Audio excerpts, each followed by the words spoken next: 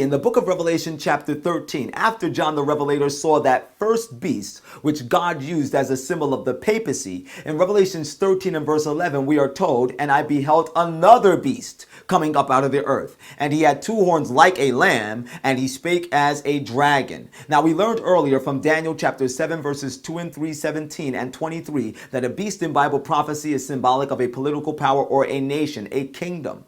And in the book of Daniel chapter 7 verses 2 and 3, we see beasts that are rising up out of the sea. Now the Bible lets us know what the sea or waters are symbolic of in the book of Revelation chapter 17 and verse 15. We are told there, "The waters which thou sawest, where the horse sittest, are peoples, multitudes, nations, and tongues." So the waters in the Bible are symbolic of many people, a very densely populated place on planet Earth. That's where these political powers in the book of Daniel chapter 7 verses 2 and 3 were rising into prominence out of, a very highly densely populated place.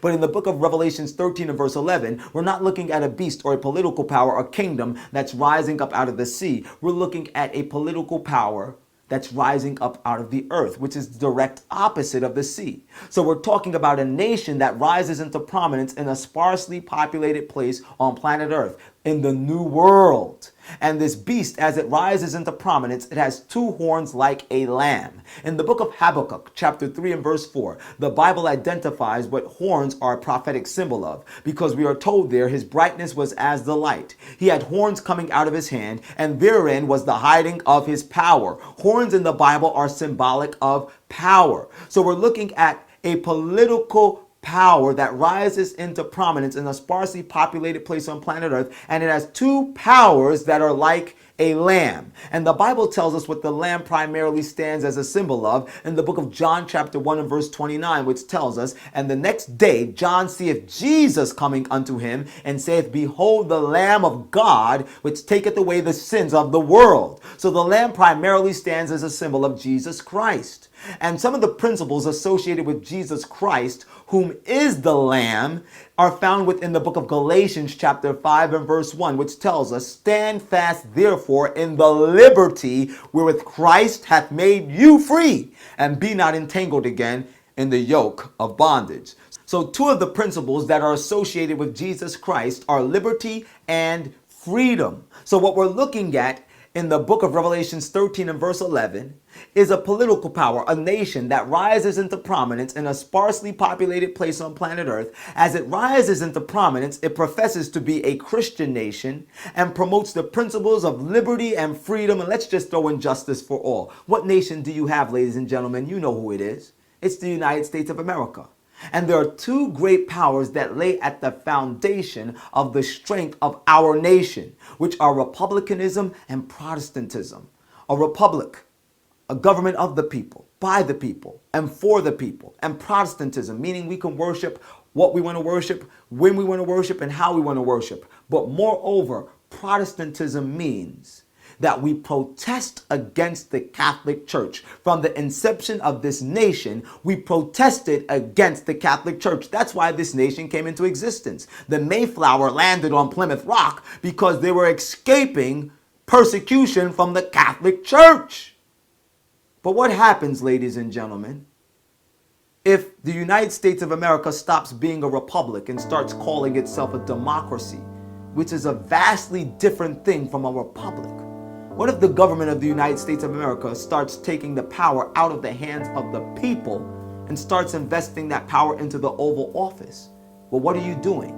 That's weakening the horn of the republic. That's making this nation weak. But then what happens if the United States of America starts removing itself from its Protestant roots? What happens if we stop protesting against the Catholic Church? What happens if we start having birthday parties at the White House for the Pope? What happens if we have a vice president that's a practicing Roman Catholic? What happens if we have a Secretary of State like John Kerry that takes the Catholic Mass? What happens if we have 6 out of the 9 Supreme Court justices that are practicing Roman Catholics, the highest lawmaking body in our land? What happens if that happens? There's no more protest, is there?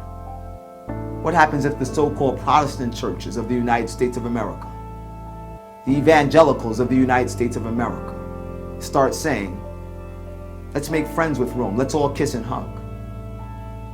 then you've just weakened the horn of Protestantism. And what do you have left? You have a weak and young nation, or rather a weak and young beast, the very type of beast that a leopard likes to make its prey. Ladies and gentlemen, do you see where we're at? When Pope Benedict XVI stepped down as Pope abruptly on February 11th of 2013, what we saw is the movement of the leopard, because a leopard never moves abruptly unless it's getting ready to rapidly advance to make its kill. And that's what the papacy's been doing since February 11th. Because since Pope Francis has become the Pope, in less than 365 days, he's turned around the whole public view of the Roman Catholic Church. When's the last time you heard about a pedophile case in the Roman Catholic Church? All you can hear about is the Pope being Time Magazine Man of the Year. All you can hear about is the Pope making the cover of the Homosexual Rights magazine. All you can hear about is the Pope landing on Rolling Stone magazine. How did that even happen? You see, they've been rapidly advancing, gaining the favor of the people, changing their persona. The last thing they need to do is destroy Protestantism within the United States of America. And that's where we're at right now. And as you're going to see as we pull apart Tony Palmer and Pope Francis' speech, we're here at the last final movements. It's time to pay attention and get ready, because the judgment is getting ready to come to a conclusion.